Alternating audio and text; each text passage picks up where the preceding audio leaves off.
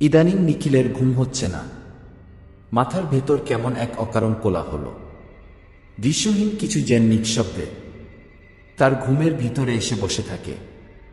রাত গভীর হলে কেরোসিন বাতি ম্লান আলোটা নিভিয়ে দিয়ে যখন খাটিয়ায় শুয়ে পড়ে নিখিল, তখনই অদ্ভুত এক অস্বস্তিকা জড়িয়ে ধরে। মনে হয় অন্ধকারের ভিতর কোথাও কেউ বসে আছে তার মাথার কাছে, একেবারে বিছানার গায়ে গা লাগিয়ে। দুহাত বিছানার প্রান্তে রেখে কুনের উপর ভর করে, মুখটা হাতের উপর আলতো করে রেখে যেন তাকিয়ে আছে শুধু তার দিকে। চাহনির ভেতর কোনো শব্দ নেই, কিন্তু আছে অদ্ভুত এক নিঃশ্বাস রুদ্ধ করা উপস্থিতি। আজ কার্তিক মাসে অমাবস্যার রাতে লোয়াগঞ্জের বাউরি বাগান এক ঘন জঙ্গল ঘেরা নির্জন এলাকা। শহরের ধোঁয়া আর ধুলোর কোনো গন্ধ নেই এখানে। আছে শুধু কুয়াশায় ভিজে থাকা শীতল ভাতা। শীতু আজ যেন বেশ বাড়াবাড়ি করছে। নিখিল এক কম্বলের তলায় গুটিসুটি মেরে শুয়ে আছে। তবু এই মুহূর্তে শীতের চেয়েও তীব্র এক ঠান্ডা তার মেরুদণ্ড বেয়ে নেমে আসছে। অজানা কোনো স্রোত শরীরের ভিতর ঘুরে বেড়াচ্ছে। মনে হচ্ছে গায়ের সব রন্ধ্র জুড়ে ভয় ছড়িয়ে পড়ছে। ঘামের ফোঁটা ঠান্ডার মধ্যেও কপাল ভেঙে নেমে আসছে। কম্বলের ভিতর যেন অক্সিজেন ফুরিয়ে যাচ্ছে। শ্বাস ধীরে ধীরে ভারী হয়ে উঠছে। নিখিল আর থাকতে পারল না। মুখটা সামান্য বের করতেই বুকের ভেতর হঠাৎ থক করে উঠল।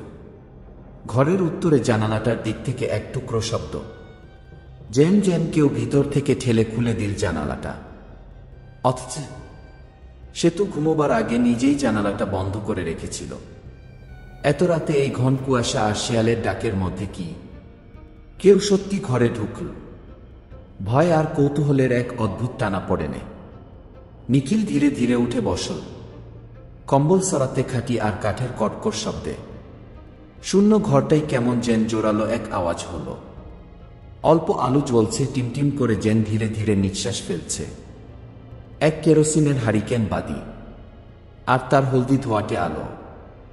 দেয়ালগুলো যেন অপরিচিত হয়ে গেছে। ঘরের কোনায় যেন কুয়াশার সাদা ধোঁয়া ঢুকে ঘুরবা খাচ্ছে। ঘরের আসবাবের রেখাগুলো অস্পষ্ট হয়ে গিয়েছে। সবকিছু কেমন যেন আধা দৃশ্যমান আর আধা অদৃশ্য। নিখিল ধীরে ধীরে জানালার দিকে এগোলো। ভিতরের সব শব্দ যেন নিস্তব্ধ হয়ে গেছে। নিজের পায়ের শব্দে কেবল শুনতে পাচ্ছে। এক এক পা ফেলার সঙ্গে সঙ্গে মনে হচ্ছে মাটির তলায় কিছু যেন সাড়া জাগছে। হাত বাড়িয়ে জানালাটা বন্ধ করার জন্য এক পা দূরে এগোতে গিয়েই তার বুকের ভিতর যেন কার মুঠো পড়ে গেল। হৃৎপিণ্ড হঠাৎ থেমে গিয়ে আবার হুড়মুড়িয়ে ধক করে উঠল। বাইরের জঙ্গল আবছা আলোতে ভেসে উঠেছে, আর ঘরের ঠিক বাইরে খুঁটির সঙ্গে ঝোলানো আর এক হারিকেন বাতি। কাপা কাপা আলো কুয়াশার মধ্যে অদ্ভুতভাবে তার আলো ভাসিয়ে দিচ্ছে। আর সেই আলোতে সামান্য দূরে দেখা যাচ্ছে একা দাঁড়িয়ে থাকে এক ডুমুর গাছ। গাছের কালো ভুডিটার গায়ে ওর চোখ পড়তেই শ্বাস আটকে গেল। দুটি ফর্সা অথচ নীলাভ আবা ধরা হাত জড়িয়ে রয়েছে। হাত দুটি যেন একেবারে আলগোছে গাছটাকে আঁকড়ে ধরে আছে। আঙুলগুলো কাঁপছে। অদ্ভুত অস্বাভাবিক হাত জিরজিরে আঙুল। নিখিল বুঝতেই পারল না ওগুলো মানুষের কিনা। গায়ের লোম খাড়া হয়ে গেল। হাতগুলো আস্তে আস্তে নড়ল। মৃত মাঝির ডানা কাপার মতো সশব্দে নয়, নিঃশব্দে। তবু নিখিলের বুকের ভেতর থেকে এক চাপা আর্তনাদ বেরিয়ে আসতে চায়। গলার স্বর শুকিয়ে গেছে। ভাই।